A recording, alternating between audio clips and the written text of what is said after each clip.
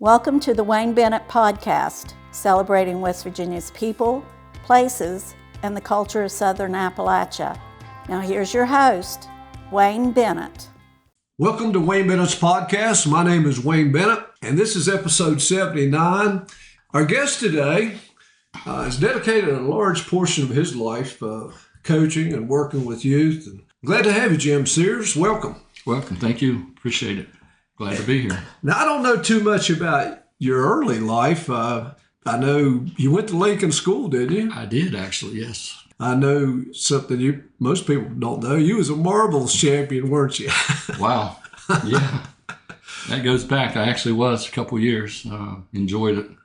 People don't realize how big marbles were at that time. George Springer was the sports editor for Beckley newspapers. And they had a district and state championship and qualified for the Nationals and World in New Jersey. And, absolutely. And our area was well represented. I mean, we had people from Raleigh County that actually were world champions. And now I wouldn't even know where to go to buy marbles if you wanted. You used to be able to pick up marbles in the grocery store, 100 to a bag, 10 to a bag, however many you wanted. Yeah, you're right. I remember competing against Raymond Jarrell, who went on to win a world championship. Yeah, Raymond was tough. Did you play any organized sports when you were growing up? I played Little League. Was about it. Didn't play organized basketball. It was mostly playground type stuff. Who were you remember your coaches from Little League? Yeah, I sure do.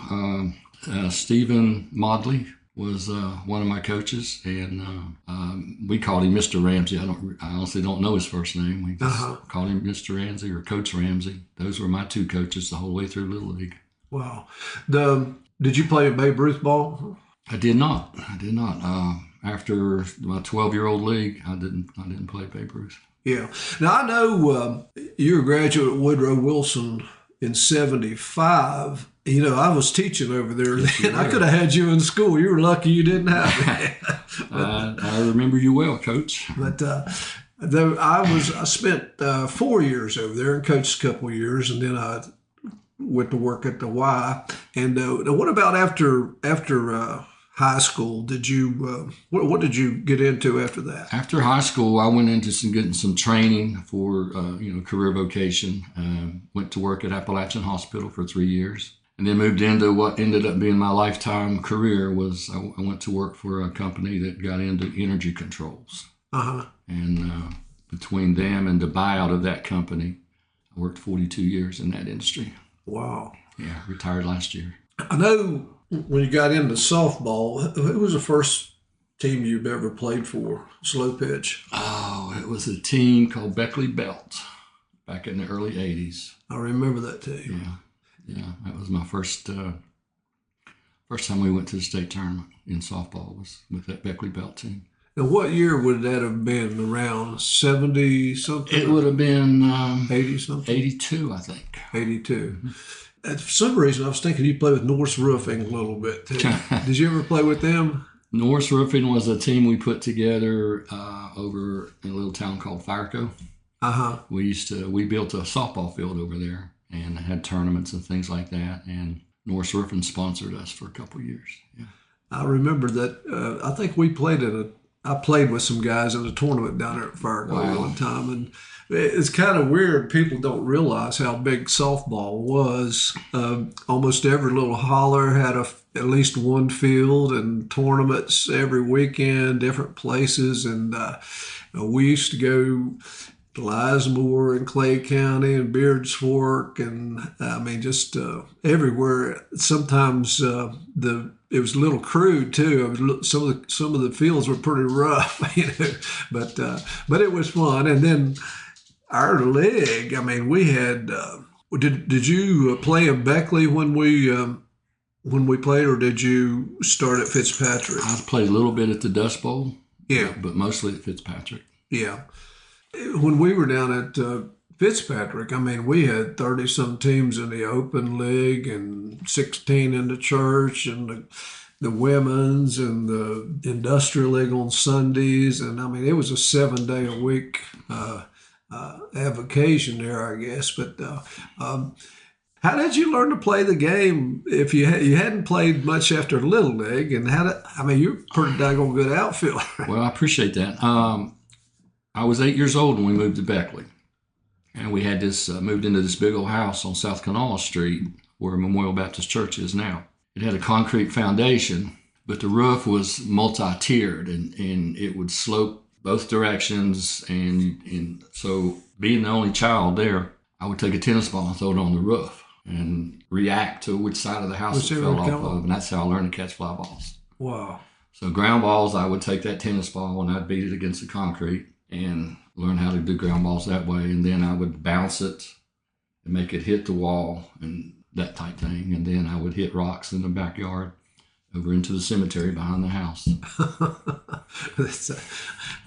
Well, we used to have a bare spot behind my house when I was growing up, throwing a ball and throw till dark. You couldn't throw anymore. My oldest son, did the same thing, except our houses are so close together to the neighbors. He actually was standing in a neighbor's yard and throwing up against our house, and he wore a big patch out in the neighbor's yard. And I went over one day and I actually was planting some grass and throwing some straw on there and apologized to the neighbor. And he, Sam Vandal was his name. He said, "You need to let that boy practice. Just don't worry about that grass, Good for him. And he was all into it. But now, I know you got 91. You got with that Beckley Toyota. And that was a pretty good ball club, wasn't it? That was. I can say it was as good as there was in this area. Yeah. We traveled a lot. Won a big championship, a big tournament in Richmond, Virginia, Memorial Day weekend one year that was billed as the largest tournament in the world. Well, I played in that thing a few times.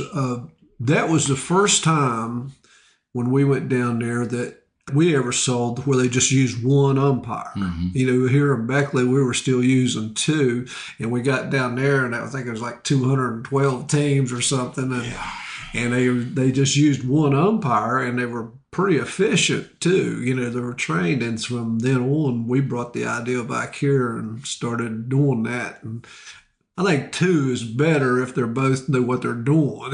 But now, when you guys won that tournament. We did. Wow. We did. Yes, sir.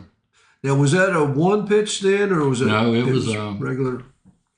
How that worked was you had 8 teams in pool play in each division. You played 7 games in pool play. You played each of the other teams in that pool. And if you won your division or your pool, or you finished second with only 1 loss, then you advanced to the tournament, which was a double elimination tournament. So, you played 12, 14 games in one weekend. Yeah. And you were all over the place. And that was a 3-day tournament. That was a 3-day tournament. Yes.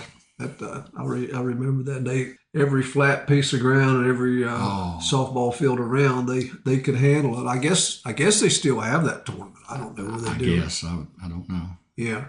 So you guys won who were some of the guys on your team? I know you'll leave some out, but well, and I'd be afraid to do that. But absolutely. I can probably go around the infield. Gary Muovich, John Chandler, Richie Horton, Mike Horton, maybe Kevin McGraw was playing with us at that time. I'm not sure. I think he was. Yeah. Yeah. Willie Joe Chandler. Willie Joe had been in it for a long time. Willie Joe, I had an umpire come up to me after a game that Willie Joe had pitched and we had won. And he came over to me, and this is a guy who's been umpiring that tournament for years. He talked about it's the best pitch I've ever seen. Willie was in his 60s at that time. Wearing big old thick blue jeans and gloves on his hands. Rabbit fur. Yeah, rabbit fur gloves. Yeah, he always had my number. I tell you, he knew what I would go after and what I couldn't hit, and he was something else. Quite a competitor. And I saw Willie Joe play baseball when he was younger. He could play anywhere. He was a catcher, shortstop, just anywhere. Just all really good athlete. And back then, what people don't realize, they had a ASA, American Softball Association, and USSSA, which came along a little later. Actually, it was USSSA that started putting people in classes. Before, when we played in the ASA, if you had a softball team, you were all in the same class. Most of the time people didn't mind too bad, but then after a while, when these big teams started recruiting like crazy, and it was always the same teams that won every year, were the ones that came in with the most home run hitters. And so USSSA came in and offered a suggestion that teams would be limited to the number of home run hitters that they could have, and there was A, B, C, D. I think West Virginia, I don't think we had any A teams, I don't think, at that time, but when you competed out of state. But it was a real good idea, and it caught on real well. And I ran the softball league down at Fitzpatrick one year, and things, like I said, were growing. We had some great tournaments and stuff, and then Jeff Graham took it over, and Jeff was the ultimate organizer. And I mean, we had a Class D state tournament with 60-some teams. We had, I mean, it was unbelievable what was going on there. And I don't know whether you got involved with running tournaments at that time or not, or were you just playing? Or I ran some tournaments, not at Fitzpatrick, but I ran some tournaments at other places and played at the same time. Yeah. Did you ever play out Beckley Manufacturing? I did. John Ifield. Yeah. Yeah, sure did. Yeah. Yeah, I had a bunch of tournaments out there, and then we had some over at Pinecrest at what they called Casino Stadium at that time, but it was kind of hard to get that field. Then 95, you played with the Justices. I did. Mm-hmm. And you guys won the state championship. We won the state championship that year. Yeah. In Martinsburg, I believe. Yeah.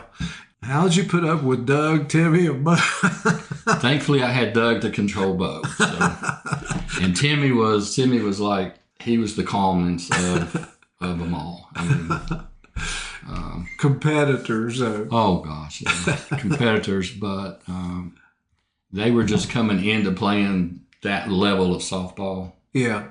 And, we had some guys off the Toyota team that, had quit playing or whatever. And we tried to keep it rolling, keep some younger guys in. And they had a connection with Mike Horton, and that's how, we brought them in. But, ultra competitive. Now, did Dana Thomas play with that team or the one before? Actually came, it would have been before that team. Okay, 91. Yeah. Because he was playing with us at Superior Furniture when I played, and he could crush a ball. I saw Dana. We were on the same team. We played in Charleston, and it was an unlimited tournament. Dana hit 4 home runs and a double in that game. And I don't mean they squeaked over the fence either. Dana was awesome. And the bad part about it, every once in a while, he'd hit a line drive back at the pitcher, and my gosh, it was dangerous. I mean, I don't know how in the world somebody could get out of the way of one of his shots. And great guy. Oh, great guy. Super guy. Excellent teacher. Just a real great guy. Now, you got out of softball when your son, you had a daughter that started playing softball around. Yeah, my oldest daughter played Little League and played through her first year of high school at Woodrow, and then blew her knee out in a track meet. She was running track over at Indy and blew her knee out, and that was the end of her softball career. But that's what got me back into coaching. Was I coached her. And you guys won state championship in the 15 and 16-year-old age group, I think. We did in softball when. For Beckley Little League, I was privileged to be able to be the coach of that team and have my daughter on it. It was pretty special. Now, were you coaching your son in Little League baseball at the same time too? No, that came just a few years later. I coached my daughter, and we won that state in '99. And then I took a break, because at that time, 16 was as far as you could play in Little League. That's as old as you could go. Later on, they added an 18-year-old division, but at that time, that was it. So then I just took a couple years off from coaching, and then when my son got to the point he showed an interest in playing, and that's something that I've never done is push my kids toward anything. Yeah, I offered it. yeah. And if they wanted to play, then they played. And if they asked me to coach, then I would coach. But I never went down that road intentionally.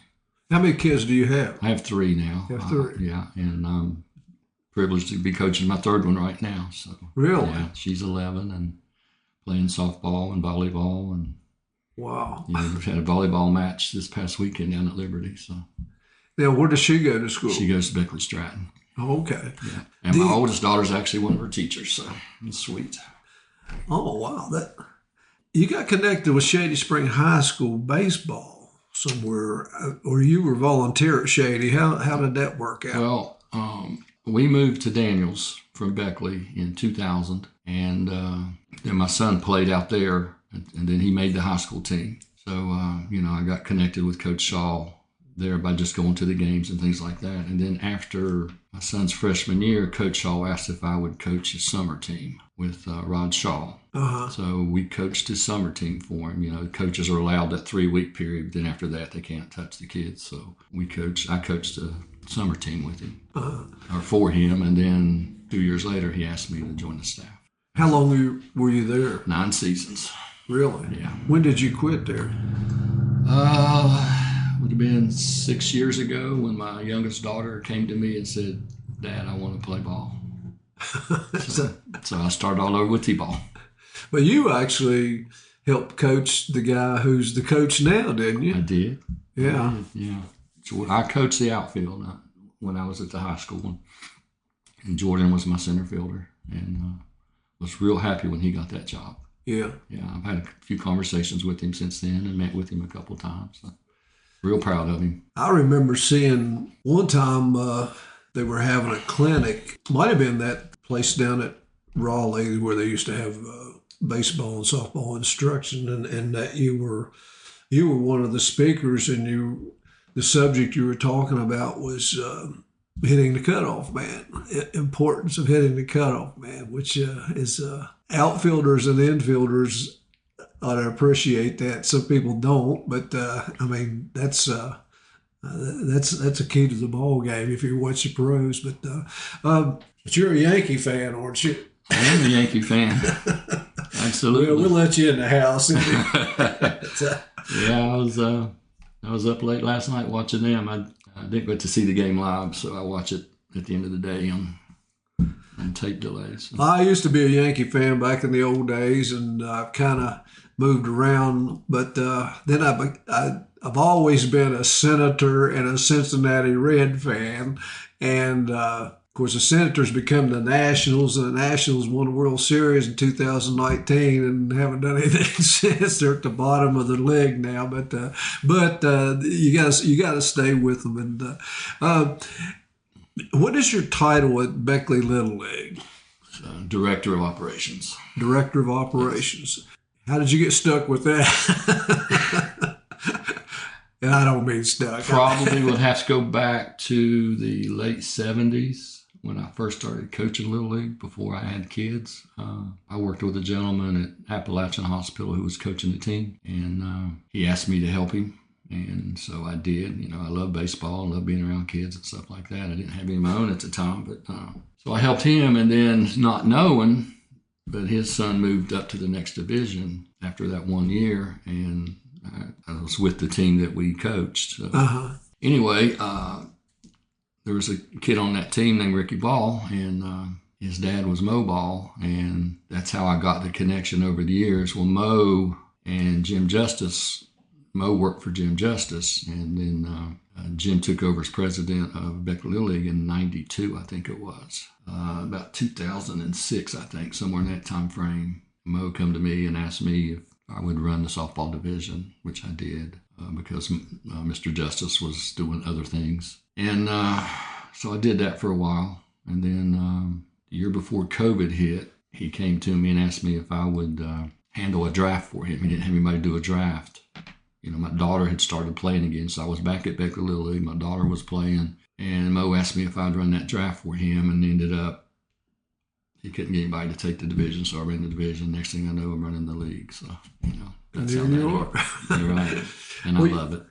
Well, the Beckley Little League, they started at the Dust Bowl back in the early 50s. See, I didn't know that. And Howard Mullahan and Chuck Littlejohn can tell you a lot about that. They played during that time.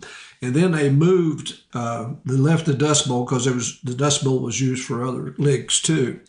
And they moved over your site now, and the Elks Club ran it. Now, I don't know who actually owns the field and stuff now, but the Elks Club, there is no Elks Club anymore. And sadly, during the late 50s and 60s, even though we had Brown versus Board of Education, they didn't allow blacks to play. The black kids could not play there. And if black kids could play at Stanford Little League, and they could play at Sophia. But I don't know what the reasoning was or whatever. But actually, Beckley Little League was one of the last leagues to start allowing blacks to play. And but guys at my age, like Chubby Hughes and some of them, had to go to Sophia to play baseball down there. And they could come back and play Babe Ruth ball, but they couldn't play at Elks Little League. Now, I grew up across the street from Beckley Little League, so I stayed over there all the time. And it used to be a real simple organization. The guys who fixed the fields up and even did a lot of the umpiring was old coaches like Vic Peelish and Pete Colasurto, Chuck Akers, Ross Hutchins, all of them. Those were summer jobs for coaches, and they would come out there and mow the grass, line the fields, and even umpire some. And just like you, but not as long as you did, I coached a couple of years in Little League when my son was coming through. And then if we played the first game, the coaches would have to umpire the second game. Is that the way they do it still yet? No, we actually pay umpires now. It's real tough to get umpires. Yeah. But that used to be the way it was, and then it got to the point because of so many kids playing so many sports now. It used to be if you played, it was baseball or basketball. Some played multiple sports, but as it got to the point where kids were playing multiple sports, these guys that were coaching were also having to take their kids to another sport after that game or whatever, and it got to the point where you couldn't rely on them to coach and umpire. Yeah. They were play their game and then they would leave, and it got to the point where we wouldn't have umpires and we wouldn't get notice and stuff like that. So we went to the point where we started paying umpires and relieved the coaches of that duty. Because, you ask the coaches to do so much now anyway. Yeah. They're involved in everything, and we tried to just make it a little easy on them. So yeah. We went to the paid umpires, just behind the plate. Now that was, but they didn't, when I coached, they didn't have the girls softball, didn't have T-ball or anything like that. I think they had, in the major division, had 6 in one East and 6 in the West, and then about the same in the minor leagues that they had. But living just across the street from it in the 50s and 60s, of course, we spent a lot of time over there. Our neighborhood of boys, we played a lot of ball. Anytime the field was open, we played. But I can remember when Beckley Little League closed down for a week or so because somebody said they saw black widow spiders. And so they shut the whole, back then, I've never seen a black widow spider, but somebody reported that, and so they came in looking for them, and so the league was stopped for a couple years. And for many years, they started the first games on Mother's Day. I don't know whether you were involved at that time. Absolutely, yeah. And I remember so coaching. many complaints about that because, gee whiz, Mother's Day. But now you guys start a lot earlier, don't you? Yeah, we started, after I came back, I started moving it up. So we started the first weekend in April this year. Wow, yeah, that's good. Well, how do you finance the league? The kids don't pay to play, do they? The kids don't play or pay to play. I think we're the only league in the state that doesn't charge. So we rely on vendors, to buy some signs. We ask each team to raise $200, before the season starts to get us going.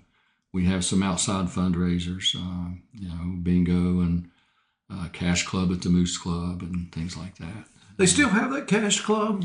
Didn't have it this past year because of the COVID thing. Yeah, we still have it. And, I used to go down in there January this year. Yeah, when Gary Poling was involved some, and we probably went down there 5 or 6 years, I guess, and but I knew they had shut down from COVID. Well, that's great because I know some of the leagues that do charge have kind of scholarship type things, but it'd be hard for. I came from a single parent home with mother didn't make very much money. It'd been hard for me to play ball if they would have charged at that time. So, but you got almost 800 kids playing in all the leagues. Well, we have 800 now because of Shady Little League coming over and playing at our place. They lost their fields. They lost their fields. Now that 800 includes those players, and they do have to charge for theirs. But Beckley has like 500 that we don't charge. Who schedules all these? How does that work? Well, we get all the information together and then spit it into the computer, and it spits out the schedule. And I tell it, how many fields we have and how many teams in each division, and that thing. So we rely on. You say you pay the umpires. What about scorekeepers? Scorekeepers, we ask the home team of each game to supply a scorekeeper. Yeah.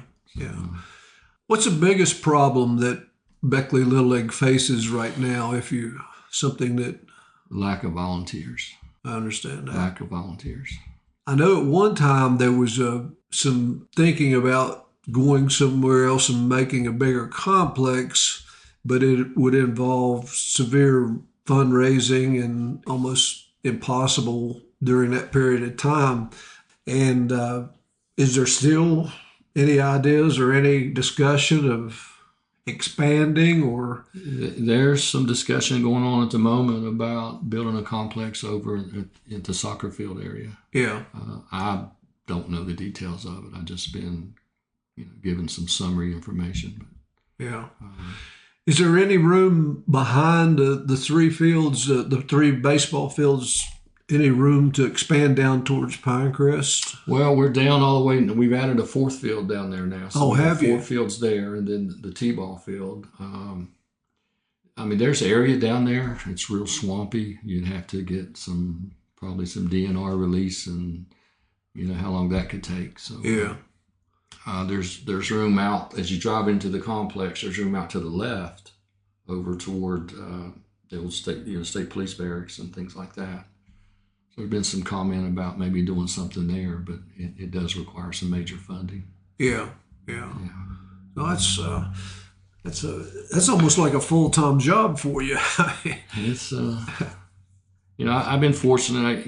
I say lack of volunteers, but I've been fortunate to be able to work with some people, men and women both, that are there for the right reasons and help on the coaching aspect, and then they'll help in other ways too. But they're limited. They work a 9-to-5 job and things like that, and they have kids doing other things as well. So, and then we started a fall ball program last year with Shady Little League because they did lose their fields, and they used fall ball to raise funds to pay their charter. So we got together and formed a fall ball league, and it was ultra successful. The first year we had over 300 kids in fall ball. And Jeremy Winnell is president of Shady Little League, and he's been a driving force with that to get the 2 leagues together. And then we play, spring ball together.